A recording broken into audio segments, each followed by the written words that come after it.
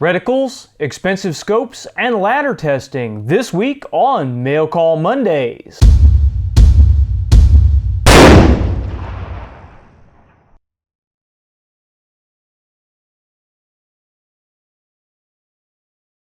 I'm John McQuay with 8541 Tactical, and this is Mail Call Mondays, the show that answers your questions about precision rifles, optics, and equipment. Welcome to another Mail Call Mondays, and we've got a bunch of good questions to answer for you today, so let's roll right into them. First one comes from Hal. He asks, other than the hideous stock, what is your opinion of the Savage Precision Carbine as an LEO trunk gun or long-range hunter? Well, Hal, I haven't done any definitive testing on the Savage Precision Carbine, but I have shot a couple of them. I have looked them over, handled them quite a bit, and you know, as far as a LEO precision rifle or a trunk gun, I think that it's going to stack up just about as well as any of the other offerings in that same price range. Now, obviously, it's not really going to stack up against something like Accuracy International AE or a custom gun built on a Remington 700, or even a custom Savage, one of the top-end Savages like the Savage 10 Macmillan or the Savage 10 HS Precision, but I still think it's going to work well in that price range. Now, the thing you got to be very wary of with those AccuTriggers is if you're not careful in adjusting that trigger, you can cause all kinds of problems. So much like adjusting the trigger on a Remington or any other rifle, don't mess with it if you don't know what's going on, and test it thoroughly before you put it into service. With those points being taken care of, I think it'll work just fine for you. Sean asks, I hunt with my precision rifles and currently run a .308 Winchester. As we all know, .308 is becoming the underdog at many of our popular matches. Do any of the popular flat shooting calibers, .260 Remington, .65 Creedmoor, etc., stack up ballistically when it comes to hunting?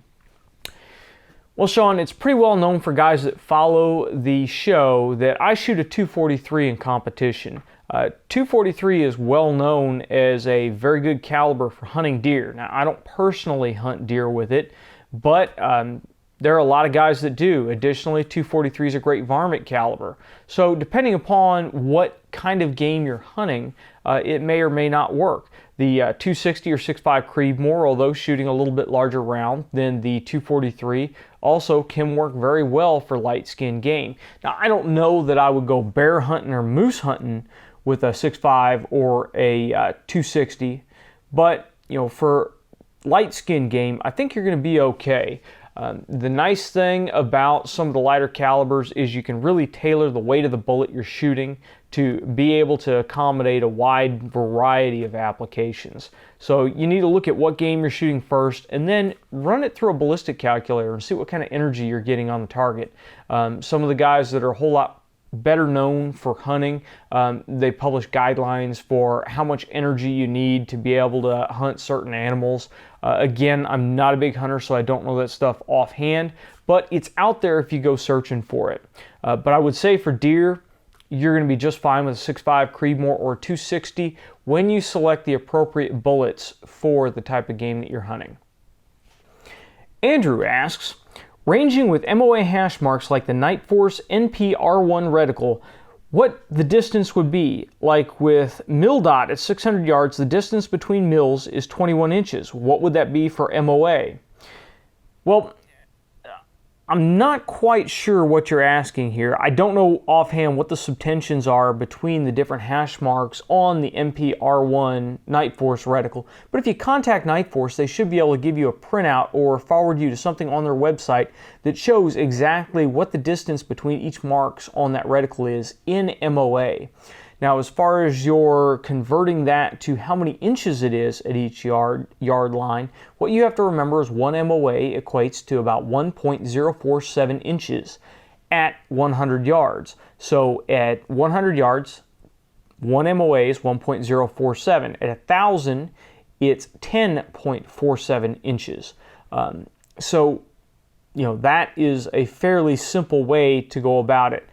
Most guys will just drop the 0.047 off and they'll just do 1 MOA equals 1 inch. That's not technically correct, but it's close enough for most long-range shooting situations.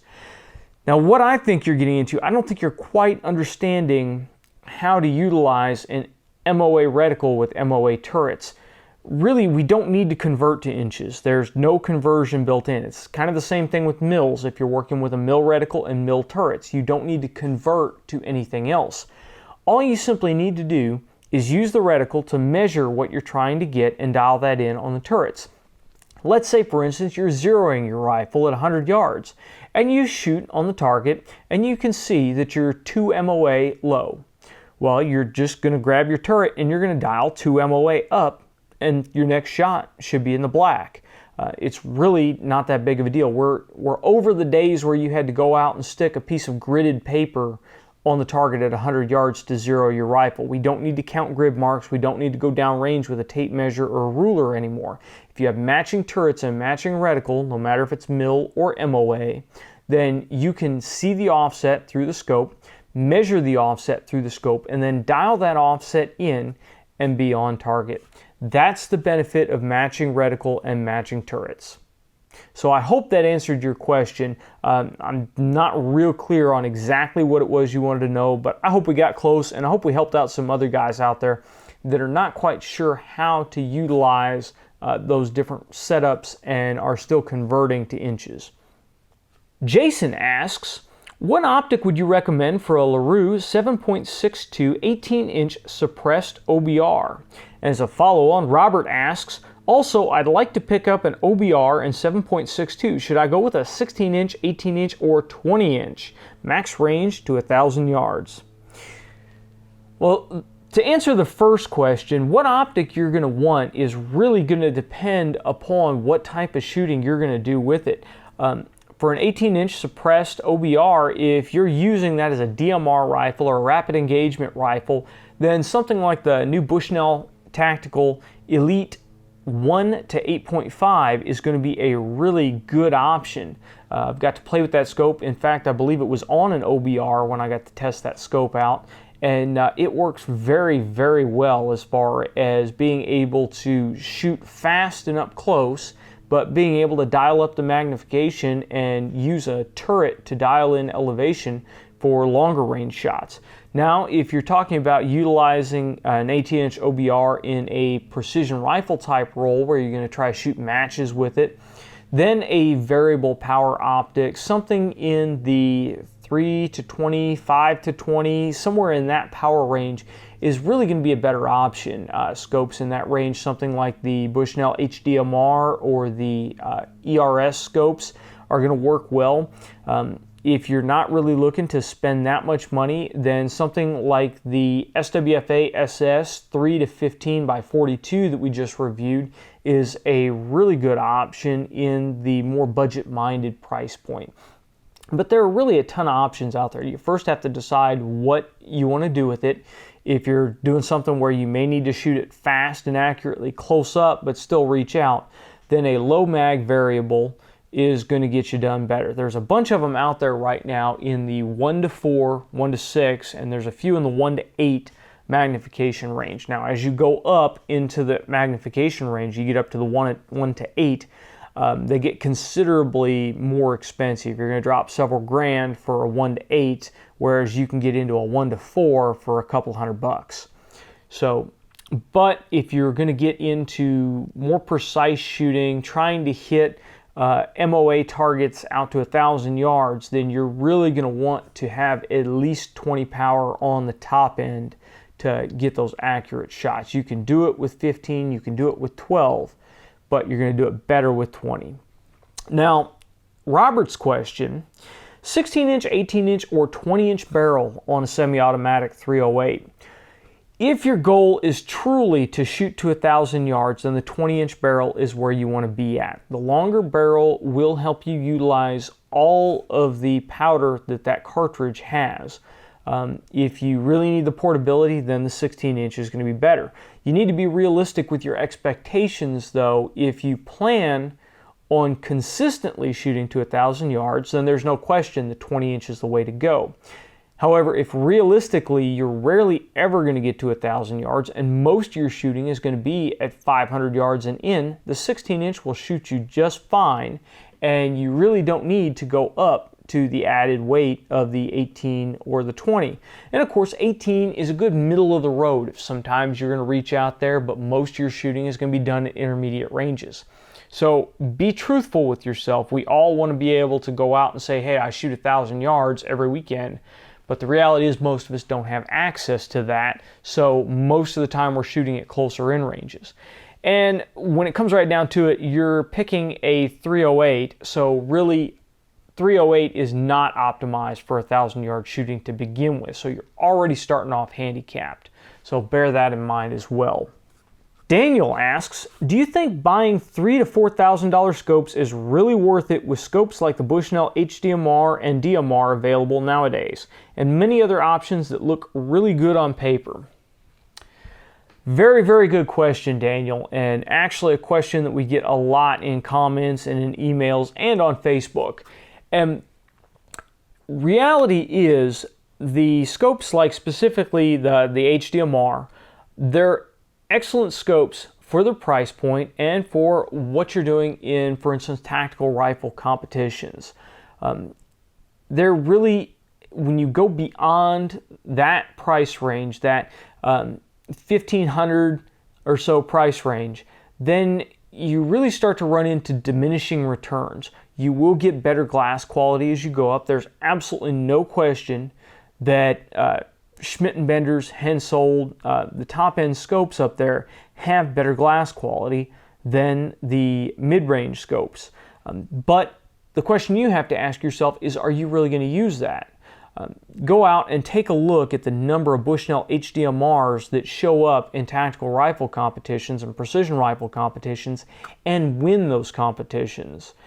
You'll notice very quickly that because there is more glass clarity does not equate to being able to better utilize those to engage targets. There are situations out there where maybe you'll have a very, very slight edge with better glass quality, but those are very few and far between. Really, what you may be better off suited in is going for a lower scope in that mid to upper range, and then spending the rest of your money on training or on ammunition or on range fees or match fees to actually get out and shoot it. Now, there is the flip side of the coin. There are some of us that just really enjoy having the best equipment there is to offer. And there is something to be said for having the best equipment. Having the best equipment limits the excuses that you can lay out there. We've all seen the guy that's come off the line and just turned in a really crappy score and said, oh, my rifle was screwed up, my scope was screwed up, this wasn't tracking, that wasn't working. Well, if you come to the line with absolute top-notch gear that functions flawlessly, you have nobody to blame but yourself for your performance. So there's that to look at. The quality in the small details like the tactile feel of the clicks in the scope, how the turrets operate, those kind of things are a lot of the difference between the upper mid scopes and the absolute top end scopes. You can definitely feel the difference in clicks between something like HDMR and a Schmidt & Bender PM2. Now again, there's some personal preference in there because they do feel different as well. So it's really, any guy that is looking to spend $3,000 to $4,000 on a scope really either needs to use that scope first or needs to put himself in a situation where if you get it and play with it, you can return it. Now the really cool thing about the Bushnell line of scopes is you can get one of their scopes in, you can use it on your rifle, and if you don't like it, you can return it. That's their bulletproof guarantee. So you don't have to worry about getting it in, not liking it, and then being stuck with the scope. Now the same thing can be said for some of the top end scopes. If you get that scope in and you use it on your rifle and you don't like it, you're probably going to be able to sell it and not be hurt too bad on it. But be careful, make sure you're looking at the used boards and see what the market's doing before you bet the bankroll on that. Timmy asks, how can a ladder test possibly give accurate results. For example, let's say that each powder charge could potentially produce anywhere from 3-inch to 5-inch groups at 500 yards. If you shoot one round of each charge at 500 yards, that couldn't possibly give correct results. Even if you repeat the test 3 times, is it any better than using an OCW test? Well, to me, I will leave the if it's any better than an OCW test to you to determine, but I don't think you quite understand how to run a ladder test. When I run a ladder test, I will load up my cartridges in half-grain increments. So say, for instance, I'll load the first charge with 43 grains, the next with 43.5, then 44 grains, on and on. I'll then set out my target board at 200 or 300 yards. I'll use a large target board that I know all my shots are going to impact on the paper. I'll put a mark, an aiming point in the center of the target board. I'll then go back to my scope and I'll dial on the dope that I estimate will get me in the center of that target board on my scope. Now, at this point, everything's locked in. I will not adjust anything. I will not adjust my aiming point on the board. I will not adjust my scope. I want everything exactly in the same point of aim. Now I'll then fire my entire ladder, watching for pressure signs as I go through the ladder test, because you don't want to just shoot through and have an issue with overpressure. So make sure you're inspecting each one of those cartridges for pressure signs. When we get done shooting the ladder, I'll go downrange, and what you should see is a vertical string of shots. Now you'll have some horizontal dispersion depending upon what the wind's doing, because again, we're not holding for wind. We're shooting dead on. So if you've got a gusting wind going back and forth, it's going to string your shots horizontally as well as vertically. This is why in a ladder test, we only concern ourselves with vertical dispersion. We don't care about left or right. We can deal with that later on. Now what you'll do is you'll go through, and as you've shot each one of those cartridges, you need to mark where the cartridge impacts. And you can do this one of two ways. You can either fire a shot, go down range and mark it. You can use a video system, or what I like to do is I'll set up a cheap camera downrange and I'll just record it as I go through. And then when I go down and I get the target board, I will play back the video that I recorded and I'll mark each shot hole as it appears on the target. Now, as you mark these shot holes, you should have them labeled either 1 through whatever, or you can mark them with the actual charge weight. I suggest just labeling them 1 through whatever and keeping in a notepad exactly how or exactly what order you fired the charge weights. Now, as you go through it, you'll see where those groupings come together. And when you have a cluster, maybe a 3 to 4 round cluster of shot holes, you want to mark that, and then you want to look and see what charge weights that equates to. What we're looking for when we do a ladder test is we're looking for a large increment of charge weights that group together. So for instance, if I see that 43, 43 and a half, 44, and maybe even 44 and a half all group together fairly tightly, then I know that I can take that center charge weight, I could take say 43 and a half or 44 and load at that charge weight, and if I overthrow or underthrow a little bit, or I get a little bit more pressure or a little bit less pressure through temperature, etc., whatever, then that shot that was a little bit over or under should group with the rest of them because you're in the middle of an accuracy node. This is different from just firing regular groups, in that a regular group, you're either adjusting your point of aim or you're not taking into account how those groups correspond to the adjacent groups. So you're taking each one of those on its own. And that doesn't tell you, if you go over or under, how well it will group with other ones. What we're looking for in a ladder test is we're looking for loads that are resistant to change, that are in the middle of the accuracy node, that will group together.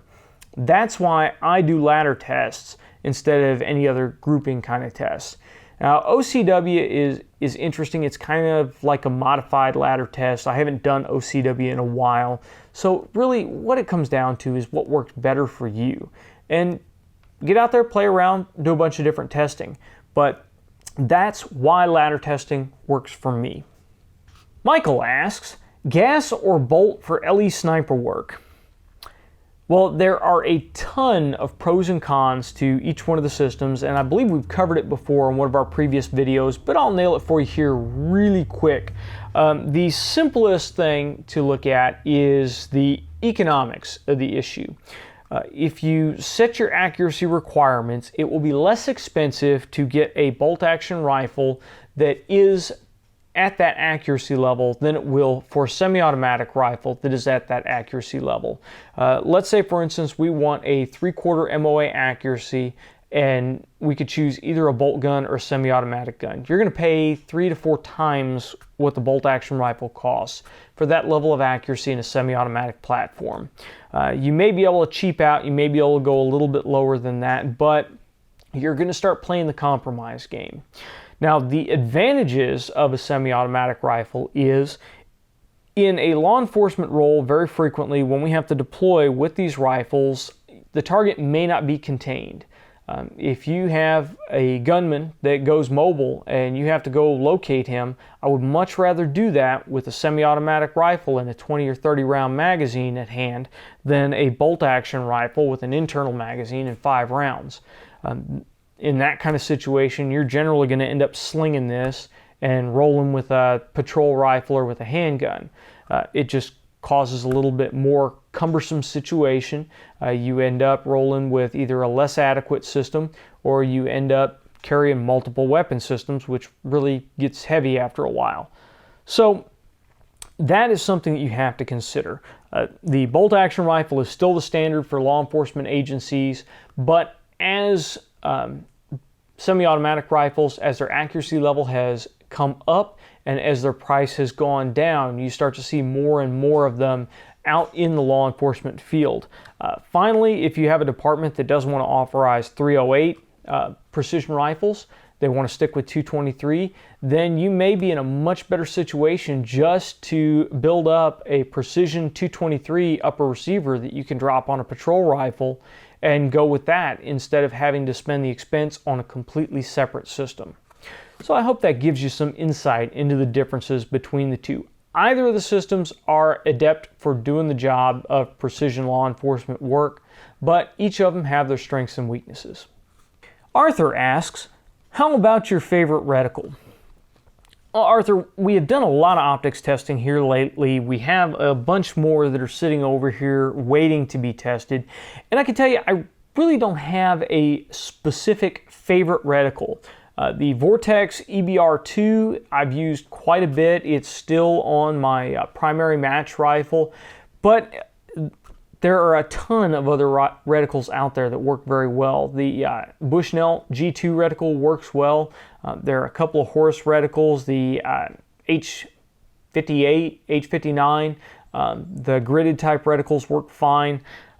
We've got, in fact, one with a Leupold TMR reticle in, and that reticle works fine. My preference for reticles is generally a reticle, first of all, that is mill-based. Secondly, that has the hash marks marked either by 2 mil increments or by 1 mil increments. I really don't like anything more than 2 mil increments because you lose the effectiveness of having numbers next to your hashes. I like reticles with wind hold marks in them because it makes it easier to hold for elevation and for windage without holding out into dead space. You don't want to hold in dead space because it's very inaccurate. It's very difficult to concentrate on the target and the reticle when you're holding into an open area. When the wind marks are employed, I like to have the elevation markings, the mil markings for the elevation out to the side of the windage marks. I don't like them right next to the vertical because when they get right next to the vertical, you may end up with a situation where you have just a little bit of wind hold. You're just favoring to one side or the other of the target, and those markings can get in the way of seeing the target. So that's my basic preference. Really, scope manufacturers have such a wide variety of options out there. It's getting to the point where it's difficult to really say, I have this favorite reticle because tomorrow they may release a different reticle, and that may really work better for what I'm doing. Now, again, we have to apply this to what you're doing because for precision rifle competition, one reticle works better. For law enforcement work, a different reticle may work better, and for hunting, a totally different reticle may work better. So you really have to put it in context of what you're going to do with that reticle. Pennybags asks, how well does Krylon handle average barrel heat? Well, I've got to ask you what average barrel heat is, because if you've seen my AR-10 break-in video, I can generate considerable amount of barrel heat in an average setting. The rifle in front of me right here, this Remington 700, has been painted with Krylon, and I did this a couple of years ago, as evident by paint worn off on the grips and on the side of the rifle where it rides the bags, and the bolt handle is almost completely bare now. But if you look at the barrel, there really isn't any discoloration on the barrel or any wearing other than chipping and scrapes on the barrel. This rifle has gotten heated up quite a few times, and I really haven't noticed any problem with the Krylon on it. Now, on a semi-automatic rifle, you do have the ability to get that barrel almost cherry red, so you may run into a situation where you can cook that Krylon off and discolor it or melt it or cause other situations. So if I was really going to expose the rifle to extremely high heat, I probably would not expect the Krylon to last very long. I'd still use Krylon. I just would expect that I'm going to have to repaint it. This rifle, if I have another situation where I need to take it to a class or do some concealment type stuff with it, it will need to be repainted because obviously we replaced the scope turrets up here. They're black. I don't like black scope turrets if I'm doing a concealment because they're high on the rifle. And the grips and the sides of the rifle are starting to show through. Since we're using a green spiderweb Bell & Carlson stock underneath here, then having the paint wear away isn't a big deal because we still have a natural color underneath it. But Krylon generally works well. If you're going to cook it, you may look at a different baked on type finish like Cerakote, for instance. Casey asks, do you run G1 or G7? Some say G1 more closely matches the drop of our high BC bullets in the real world, but Brian Litz obviously disagrees. Well, according to Brian Litz, the G7 drag profile more closely matches the boat-tail hollow point bullets that we shoot in competition. However, what I've found is that a banded G1 works very well in the real world. I don't really have the ability to sit down and test them without environmental effects muddying the results, but what I found is that a banded G1, like those that are published by Sierra, seem to work very, very well. And I really, on my end of it, shooting generally steel targets, I don't notice a difference between using the banded G1 or using the G7. Now, G7 was designed not to be a banded velocity. It is, a banded ballistic coefficient. G7 is not velocity dependent, so sometimes the G7 may work better. If you don't have a banded G1, if you don't have a G1 that says it's this BC at this, this BC at this, this BC at this, then the G7 is going to work better. Additionally, if you don't have a ballistic calculator that can use the banded ballistic coefficient, then you'll want to use the G7. So those are kind of the differences between the two and where I see a difference in using the two. So I will use a banded G1 if available. If not, then a G7. Robert asks, what will be the longest shot a person should take while hunting during a moderate amount of rainfall with the 308? Well, Robert, the 308 is a fairly capable round out to 800 yards shooting on precision targets if you have a capable rifle. Rainfall really doesn't factor into it. Rain is not going to affect the trajectory of your bullet or the accuracy of your bullet. What you need to keep in mind is you need to keep in mind the time of flight of the round. When you do a ballistic calculation, look through your ballistic tables and you should be able to see what the time of flight of the bullet is from where you are to where the animal's at. Keep in mind that when you pull that trigger, when the bullet arrives, the animal may not be in the same place that it was when you fired the shot. So that's something to keep in mind. Know your limitations, know the limitations of the weapon system you're using, and make a responsible shot. I can't sit down and say that 200 yards is the limit, 300 yards is the limit. I feel comfortable that on a deer-sized target that I could harvest that animal, a static animal, at 300 yards with no problem whatsoever. There are hunters around here that would never imagine taking a shot at that distance. So it's going to be what your personal accuracy is, your accuracy of your weapon system, and how static the target is at the time and how comfortable you are with knowing that target is going to be in the same position when the bullet arrives. So again, just make a responsible decision. The worst thing we can do is injure an animal, have it wander off, get infected, die 2 weeks later, and have that animal go through all that pain. Respect the animal that you're hunting. If you can't make the shot or there's a good possibility you're going to miss, don't take the shot. Jay asks, the bolt's hard to close on my Remington 700 with reloads. Jay asks, the bolt's hard to close on my Remington 700 with reloads. It's fine with factory loads. Well, Jay, what you probably have going on there is your reloads are probably too large for the chamber. When you resize that brass, you need to make sure that that die is screwed down far enough into the press so that when you resize the brass, it crushes it about 2/1000ths lower than what your chamber is. A very easy way to measure that is to go get you a Hornady headspace gauge set, and you can actually measure your fired brass with a set of calipers and see what the length is on it.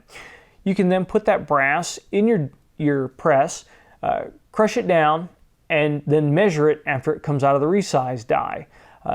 You'll see as you adjust that die down, you'll see that it's resizing smaller and smaller. That brass needs to be about 2/1000ths smaller than your chamber to reliably chamber every time. If you're neck sizing your brass, you're probably going to get a couple of firings out of it before it starts to be hard to close that bolt. After the third or fourth firing, I find with Remington systems, when neck sizing, you're going to have to bump that shoulder back a couple of thousandths to make your chambering and your bolt lockdown a whole lot smoother. So I hope that helps you out on that. That's all the time we have for this week. Thank you for the great questions.